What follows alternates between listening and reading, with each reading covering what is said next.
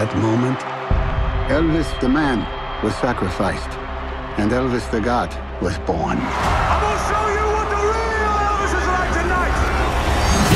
If you're looking for trouble, you came to the right place.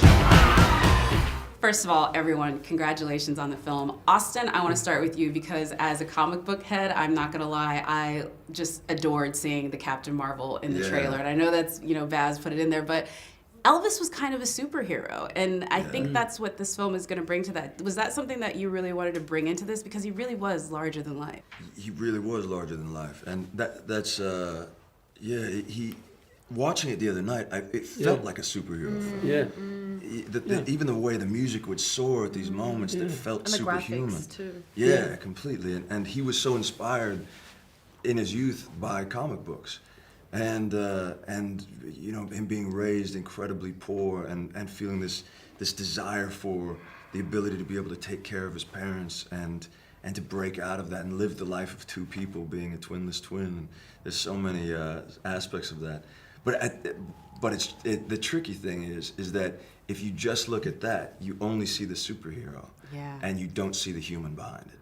And so for me, there are those moments which we get to see in the film of the superhero Elvis, but it's stripping that away and seeing how he is on a day-to-day basis and the vulnerability and the sensitivity that he had. That was what was so fascinating to me. Yeah, and I'm not going to say obviously his music and his talent was his superhero, but if he had a cape, I would have to say it was his sex appeal. And I'm sorry, Austin, I'm going to put this one to Baz, because he framed you very nicely with that camera. And I think you made a conscious effort, because I don't think people realize that was the first time sex got really broadcast into American homes. And there's a moment in the movie where you guys really center in on that. Talk about how you wanted to bring Elvis to the young generation and get these kids that are used to TikTok and OnlyFans to understand. You don't understand. This is the first time. First time's the thing. And look, it's really important. I mean, the film really is about American 50s, 60s, and the 70s, culture and race.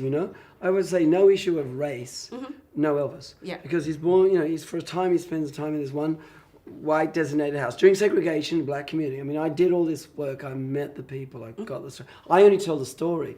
But what it does do with him, I think, is they're always running along him and he's absorbing things. So when it comes to his sexuality, there's the rebellion.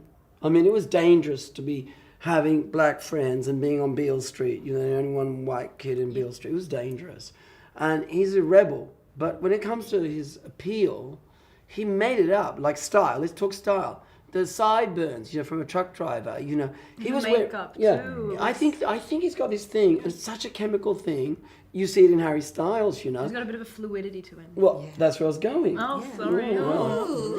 If you still know, I'm out of here. No, but he does. Before people were saying fluid style, he was wearing really always masculine, but with his lace tank tops tied up. No man in the South would dress like that. No. To take a line that is actually said by another person, but it's real in the movie, I cannot overstate how strange he looked. Yeah. That was actually said historically when he was standing on stage. And what's so crazy coming from the black culture is that preening, that flamboyance, that's what he was borrowing from it. It was so crazy to see it. And then to see how it beguiled the world. And I think one of the best people it beguiled was obviously Priscilla.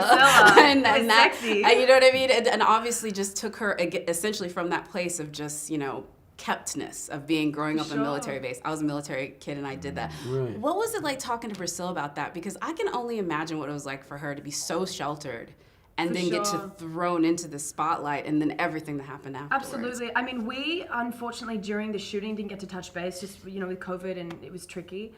We haven't delved into the details of her life specifically, but to read her book and to do the research that I did and to lean into those experiences, obviously with empathy and knowledge, and talking to you guys about it as well, because Baz and Austin know everything about everything to do with Elvis, a wealth of knowledge. It was really fascinating. It was such a different time. I think, like Baz says, this movie is as much about Elvis as it is about America in the 50s, 60s, and 70s. Mm-hmm. And so to lean into that time period and what it was like for a young girl at that time, what it was like for women, the fact, they were both in Germany when they met. It was the middle of World War II. They were isolated. She didn't have many friends. to lean into that was really, really fascinating, and to sort of step into how that relationship then blossomed from that place and where it led them was beautiful. And it was, I loved being able to do that with us, yeah. Yeah, I mean, you both had to, I think, there's always, I think, a trepidation when you're playing a real person. And there's, I think, an aspect of finding the character that every actor has to go through, from what you research to what's on the page, and then the sort of gray in between. And I think every actor I talk to when they do this, they say there's a moment when it stopped being Elvis and it just became the guy that you were playing, or the girl that you were playing. So what was that moment for you, Austin? I'd like to hear what that moment was for you when they stopped being, again, a character and they felt like somebody you could really live in. Was it when you put on the clothes? Was it the first time you sang one of the songs? There's a ton of these transitional moments in the process where you start to feel keys of authenticity. And for me, the most significant one was the first performance. I was absolutely terrified. And the first performance we did was 68. 68. Oh, wow. Yeah, I remember. So we're doing the 68 special. Yeah. It's our second day of filming. Such After a the special COVID, day. The movie Yeah. almost went away. And at this point, there's a year and a half that I've had to prepare. And suddenly, here's a moment of truth. I've got to walk out on stage in the black In front of leather, so many people. In front of, Like yeah, hundreds of people hundreds or of- something. of- 300 people. Yeah, there's tons of people. And I was in the dressing room beforehand. I felt my hands shaking, and I felt this terror inside of me. And I'd been living with this for so long, but I had this moment of thinking, can I do it? Am I a fraud? Am I going to fall flat on my face? Am I going to let Baz down? Am I going to let the film down? What happens if that happens? And my mind started to go. And then it dawned on me that this is a make or break moment in my career, but it was a make or break moment in Elvis's career. Everything was riding on And it also, for him. you fed so much off the audience too. Oh, Like being completely. able to have that. I mean, I don't want to speak for you, Yeah. but you could tell just watching it, like Yeah. feeding off of the audience, and that audience's energy is That's so the thing, unmatched. channeling that Yeah. fear. Once I realized it's not a bad thing for me to feel this. This is what he was feeling. This is what he felt like on the inside. So now as I walk out there, he would be feeling this. So I can rest in that. And instead it's how I direct this energy. And so that became about building a rapport with the audience. And it was when I started to see genuine emotion on their faces. Yeah. When I saw a girl blush and I saw one laugh and I saw truth. Then suddenly I look down and I see the leather, and I realized this is the closest that anybody has ever felt to Elvis in that moment. It was, can I just say, from unbelievable. watching from the outside, I remember I was sitting up the back and I was sitting next to Luke Bracey, and we both were like, kind of like, oh yeah, like we're going to see how this is going to go. How's it going to Yeah. go?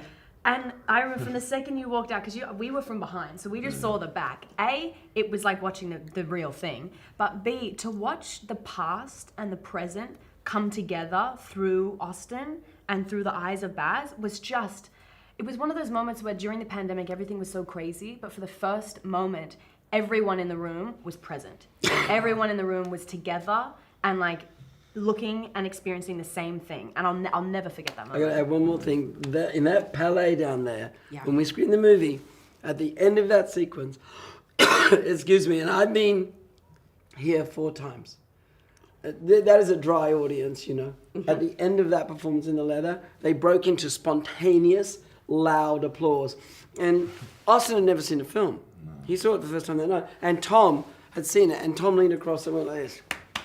Oh, I love And in that the dark. so much. But the crowd applauded as if they were at a rock concert. And that was the moment when I went like, we wanted to make a theatrical film, a film to be in the theaters, for people to come back and give them a reason to come back to the theater. That was a theatrical reaction. No, it was absolutely, and that's what you can't fake in any other setting. Like you felt it was electric. And I think it visceral. was because, like for me especially, like I grew up, my dad was a huge Elvis fan, huge rhythm and blues fan, but the marriage of the modern elements is really what I think is gonna let folks that maybe didn't know anything about Elvis just get so into it. And you were very, I think, deliberate in some of the acts you brought, like Casey Musgraves, Doja Cat, but also like even at the after party last night, Manskin, and all of these folks sort of coming together to show Elvis's influence in modern, That's but right. also where it borrowed from. So how did you make those choices? Because you kind of have everybody to choose Yeah, from. like, look, it's a really simple thing. Like, back in I've done it all my time, but let's go back to Gatsby.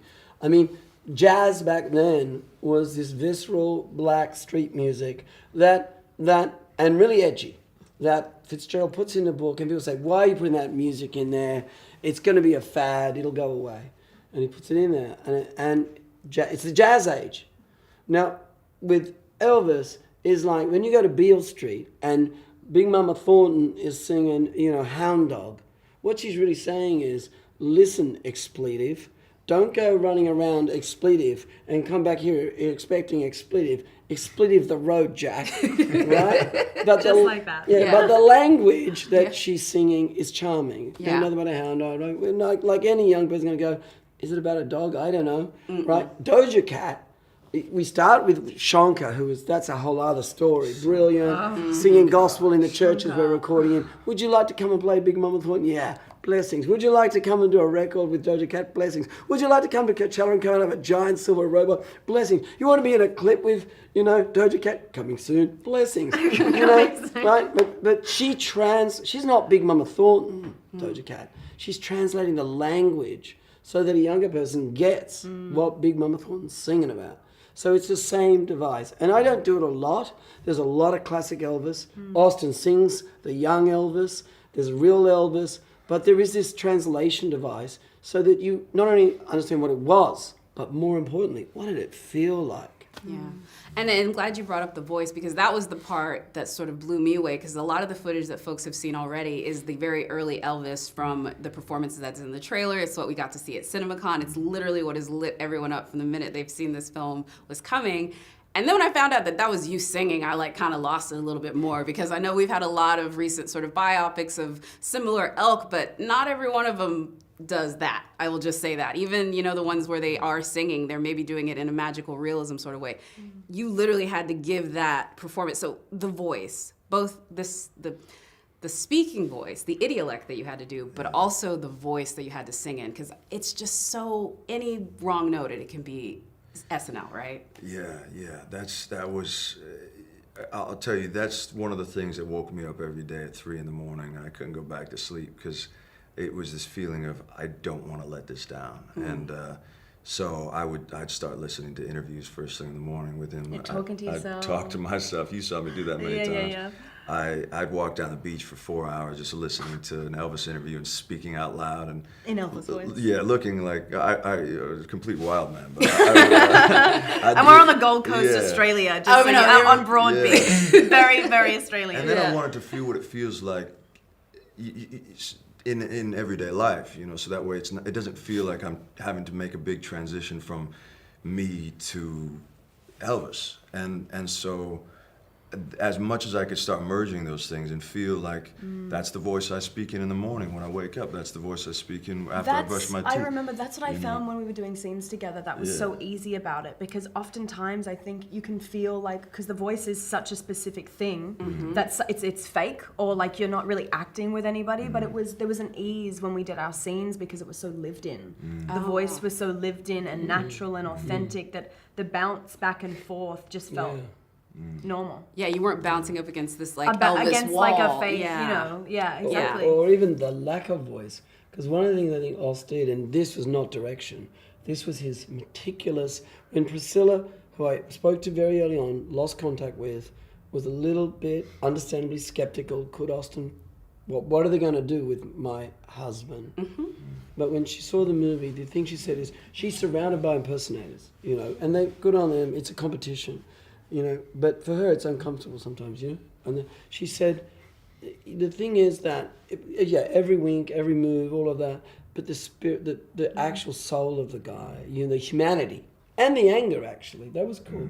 He got his anger, and that was amazing. But you know what? Also got to give you props here. I didn't direct him to do this, but something he picked up from Elvis was the lack of words. So when the Colonel does that scene where he goes, or I will leave you, Austin just goes, my bad version. And this was a thing he had going on. So Elvis, no words. Well, I didn't say that when, I haven't told you guys this, but I was sitting next to Priscilla at the screening at Cannes, which was no pressure. It's insane. But she turned to me at one point and was like, man, like he really has him down to a T. He really does have it, doesn't he? It's just the best compliment. I know everyone's asking you this song, and I think if you're a real Elvis fan, it's like choosing between your children on which was your favorite of his songs. But I do know after filming this, you probably have an emotional attachment to one of the performances or one of the songs that is maybe even played. Like I loved the little Dolly Parton Easter egg with "I Will Always Love You" because you have to be like a really big, deep, like Elvis had to know that one. So what is you really know. You really this. are. Yeah, I did. Hey, you know, spoiler alert. Yeah. We actually sang it in the car. Yeah. But we just couldn't do two things. And There was a version where I'm singing it. I know Dolly, and she was so keen. And she tells the most beautiful story about her wanting Elvis to do it. And she said, I've got no disrespect for the Colonel. He was a smart man too. But I said, Colonel, this is my legacy for my children. You know, I just love Dolly. Oh, I love that so much.